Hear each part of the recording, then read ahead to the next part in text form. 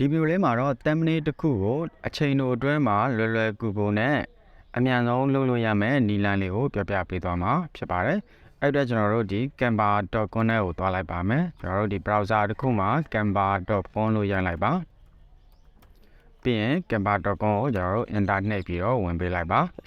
။အဲ့ဒါလို့ရှိရင်ကျွန်တော်တို့ဒီ canva website ထဲကိုရောက်သွားပြီပေါ့နော်။ Canva website ထဲရောက်သွားပြီဆိုရင် Canva မှာ2မျိုးရှိတယ်။သူကဒီ Pro version ပတ်စံပေးဝယ်ပြီးသုံးလို့ရတာရှိတယ်။နောက်ကျွန်တော်တို့ဒီ free သုံးလို့ရတာတွေလည်းရှိတယ်ပေါ့နော်။အခုဒီမှာတော့ကျွန်တော်တို့ဒီပတ်စံမပေးရဘဲနဲ့ free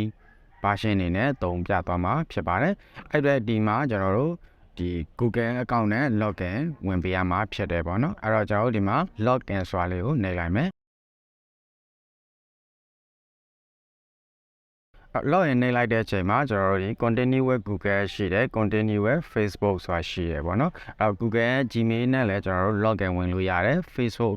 account နဲ့လည်း login ဝင်ပေးလို့ရတယ်ပေါ့နော်အဲ့တော့ဒီမှာတော့ကျွန်တော်ဒီ continue with Google နဲ့ login လုပ်လိုက်ပါမယ်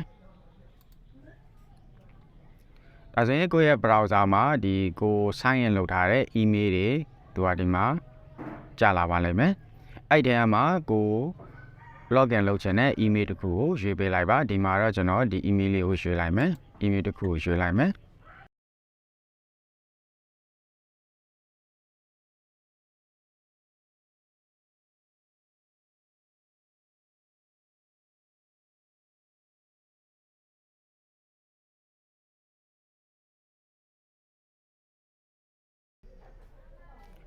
โอเคဒါဆိုလို့ရှိရင်ကျွန်တော်တို့ဒီ Canva ထဲကို login ဝင်တာပြီးသွားပြီပြီးသွားပြီဆိုရင်ဒီထဲမှာကျွန်တော်တို့ဒီ template တွေအများကြီးပေါ့နော်ပေးထားတာရှိတယ်ဒီမှာအများကြီးရှိတယ်ဒီ Canva ထဲမှာဆိုရင်ကျွန်တော်တို့ဘာတွေလုပ်လို့ရလဲဆိုရင်ဒီ YouTube တို့ Facebook တို့မှာ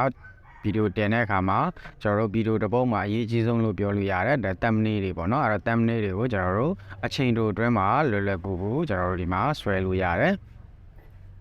thumbnail တစ်ခုကိုကျွန်တော်တို့ပုံမှန်အပြင်မှာကိုယ့်အကို create လုပ်မယ်ပေါ့နော်အဲ့တော့ Photoshop တို့ဘာလို့သုံးပြီးတော့ create လုပ်မယ်ဆိုရင်ဒါတော်တော်အချိန်ပေးရတယ်ပေါ့နော်လန်လပပလေးဖြစ်ဖို့ရအဲ့တော့ဒီမှာကျတော့ဒီမှာသူကအရင်တည်းကျွန်တော်တို့ဒီ template တွေ design တွေထည့်ထားပြီးသားဖြစ်တဲ့အတွက်ဒါကျွန်တော်တို့ template တစ်ခုကိုအချိန်တိုအတွင်းမှာဒါမြန်မြန်ဆန်ဆန်လွယ်လွယ်ကူကူလုပ်လို့ရသွားစေမှာဖြစ်တယ်အဲ့တော့နောက်ဒီထဲမှာဆိုရင်ကျွန်တော်တို့ဒီ logo တွေလည်းဆွဲလို့ရတယ်ပေါ့နော်ကိုသုံးမယ်ဆိုရင်သုံးညလို့သုံးလို့ရတယ်အဲ့တော့ဒီမှာတော့အဓိကကျွန်တော်ကဒီ thumbnail လုံးကြီးကိုပြပေးသွားမှာဖြစ်တယ်အဲ့တော့ဒီ search bar လေးမှာကျွန်တော်တို့thumbnail လို့ရိုက်လိုက်မယ်ပေါ့နော် YouTube thumbnail အဲ့တော့ဒီမှာလည်းသူကဒီ suggest လုပ်ထားတာရှိတယ်အဲ့ကောင်လေးကိုရွေးလိုက်လို့ရတယ်ဒါမှမဟုတ်ကိုယ့်အကိုဒီမှာဒီလိုရိုက်ပြီးတော့ search လုပ်လဲရတယ်ပေါ့နော်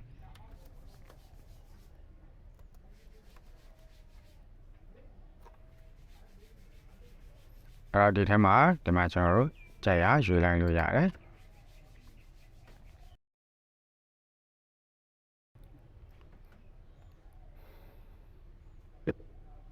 ဒါဆိုရင်ဒီမှာကျွန်တော်တို့ဒီ thumbnail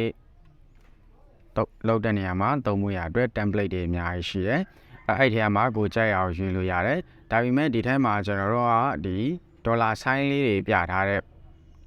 ကောင်လေးတွေဆိုရင်ဒါကျွန်တော်တို့က free သုံးလို့မရဘူးဒါကျွန်တော်တို့ဒီပတ်စံပေးဝယ်ရမယ့်ဟာတွေပေါ့နော်အဲ့တော့ကျွန်တော်တို့က free သုံးမယ်ဆိုလို့ရှိရင်ဒီ dollar sign မပါတဲ့ဟာတွေနောက်ဒီမှာဒီ logo လေးပေါ့နော်ဒီ crown logo လေးမပါတဲ့ဟာတွေဆိုရင်ကျွန်တော်တို့သုံးလို့ရတယ်ဒီကောင်တွေကတော့သုံးလို့မရဘူးဒီ dollar sign တွေဒီ crown logo တွေပါတဲ့ဟာတွေသုံးလို့မရဘူးအဲ့တော့ဒီထဲမှာကျွန်တော်တို့ free သုံးလို့ရတာတွေအများကြီးရှိပါတယ်အဲ့ဒီထဲမှာကိုကြိုက်တဲ့ဟာကိုရွေးချယ်လိုက်ပေါ့နော်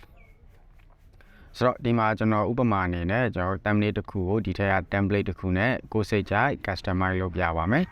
ဆိုတော့ okay အဲ့တော့ကျွန်တော်ဒီထဲကဒီပုံလေးတစ်ခုကိုရွေးလိုက်မယ်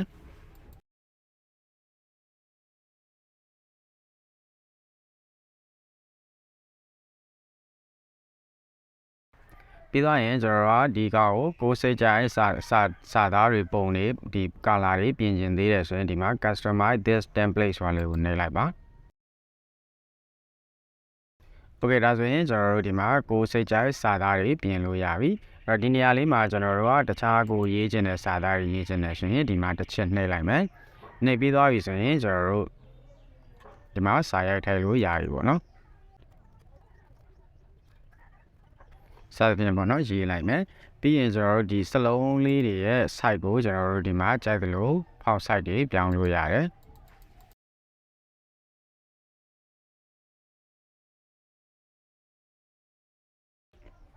ပြီးရင်ကျွန်တော်တို့ဒီမှာနေရာတွေကိုကြိုက်တဲ့နေရာမှာရွှေ့ပြီးတော့ထားလို့ရတယ်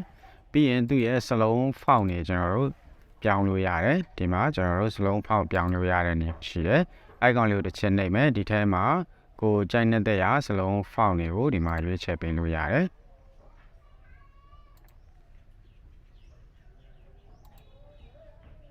စသဖြင့်ပေါ့နော်အဲ့ဒီဖောက်နေအများကြီးရှိပါတယ်ဒီထဲမှာကိုကြိုက်တဲ့ရာကိုရွေးချယ်ပေးလို့ရပါတယ်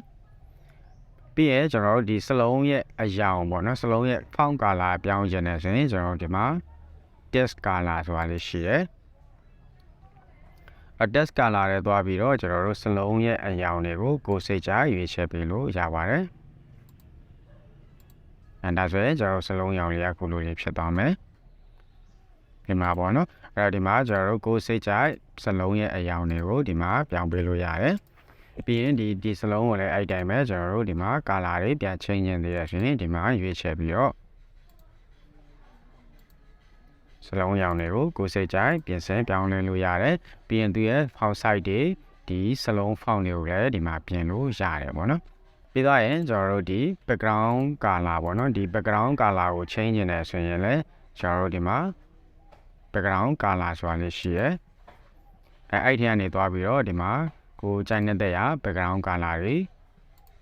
ချိန်မယ်ဆိုလည်းချိန်ပေးလို့ရတယ်သူတိုင်းသုံးရင်လည်းသုံးလို့ရတယ်ပေါ့နော်ဒါတော့ကျွန်တော်တို့ background color ချိန်တာပေါ့နော်နောက်တစ်ခုကကျွန်တော်တို့ဒီပုံနေရာမှာကိုတခြားစိတ်ကြိုက်ပုံတစ်ခုကိုထည့်သွင်းခြင်းနဲ့ဆိုရင်လည်းရတယ်ကျွန်တော်ဒီကောင်ကို delete လုပ်ပြလိုက်လည်းရတယ်ဒါမှမဟုတ်ဘူးဆိုရင်ကျွန်တော်တို့ဒီမှာ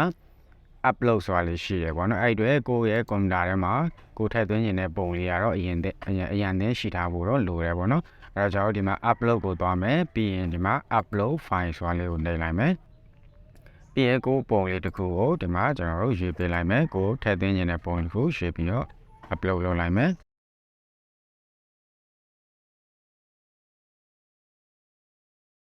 โอเคဒါဆိုရင်ကျွန်တော်တို့ဒီမှာပုံလေးရောက်လာပြီအဲ့ပုံလေးကိုကျွန်တော်တို့ဒီပုံလေးကိုဆွဲတင်လိုက်မယ်โอเคဒါဆိုရင်ကျွန်တော်တို့အဲ့ပုံလေးနေရာမှာဒါအခုလိုမျိုးလေးပြောင်းသွားပြီပေါ့နော်နောက်ဒီပုံဒီမှာရှိနေတဲ့ဒီကောင်လေးတွေကိုဒါကျွန်တော်တို့မလိုချင်ဘူးဆိုရင်လည်းကျွန်တော်တို့ delete ဖြစ်ပလိုက်လို့ရတယ်ပေါ့နော်အဲ့တကယ်လို့ကိုဆွဲနေရင်အမှားယွင်းတစ်ခုခုဖြစ်တယ်ဆိုရင်လည်းကျွန်တော်တို့ဒီမှာ undo နဲ့နောက်ပြန်ဆုပ်လို့ရတယ်နောက်ဒီမှာ redo ပြန်လုပ်လို့ရတယ်ပေါ့နော်အဲ့တော့ဒီမှာကျွန်တော်တို့ undo လုပ်သွားလိုက်လို့ရတယ်ပေါ့နော်အဲ့တော့ဒီထဲမှာတော့ဒါဆွဲရတာကျွန်တော်တို့ဒီ thumbnail အတွက်ကိုဒါကျွန်တော်တို့ဒီထဲမှာအရင်ကိုအပြည့်စုံဆုံး tools တွေတွေ့ရတယ်ပေါ့နော်โอเคအဲ့တော့ဒီအားလေးကတော့ဒါကျွန်တော်တို့ဒါနမူနာဆွဲပြတာပေါ့နော်ဒါကိုစိတ်ကူးရှိတယ်လို့အချိန်ပေးနိုင်ရင်ပေးနိုင်လို့ကျွန်တော်တို့ thumbnail တစ်ခုကိုစိတ်ကြိုက် customize လုပ်လို့ရပါတယ်ဒီဘက်တင်မှာဆိုရင်လည်းဒါကျွန်တော်တို့ element တွေထည့်လို့ရတယ်ဒီမှာ element တွေရှိတယ်ဒီမှာအများကြီးရှိရပေါ့နော်အဲ့တော့အားလုံးကတော့ဒါကျွန်တော်တို့ဒီမှာကိုကြိုက်တဲ့တရားလေးကိုဖြည့်ပြီးတော့ဒီမှာ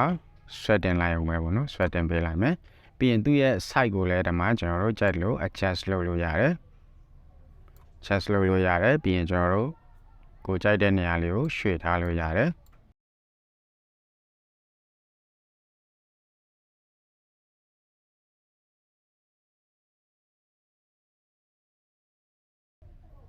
โอเคအဲ့ဒီမှာကိုစိတ်ကြိုက်ဒီမှာပြင်ဆင်လို့ရပါတယ်โอเคအားလုံးပြီးသွားပြီဆိုရင်တော့ကျွန်တော်တို့ဒီမှာဒီပုံလေးကိုကျွန်တော်တို့ကဒါ download လုပ်တော့မယ်ပေါ့နော် download လုပ်တော့မယ်ဆိုရင်ဒီမှာ share ဆိုတာလေးရှိရယ် share ဆိုတာလေးကိုနှိပ်လိုက်မယ်ပြီးသွားရင်ဒီအောက်မှာကျွန်တော်တို့ download ဆိုတာလေးရှိပါတယ် download ကိုနှိပ်လိုက်မယ်ပြီးရင်ကျွန်တော်တို့ထပ်ပြီးတော့ဒါကျွန်တော်တို့ thumbnail ကိုကျွန်တော်တို့ပုံဖြစ်သုံးမှာဖြစ်တဲ့အတွက်ဒီ file တိုင်းမှာဒီ JPEG ဆိုတာလေးရွေးလိုက်မယ်ပေါ့နော်ပြီးရင်ကျွန်တော်တို့ဒီမှာ download ဆိုတာကိုနှိပ်လိုက်မယ်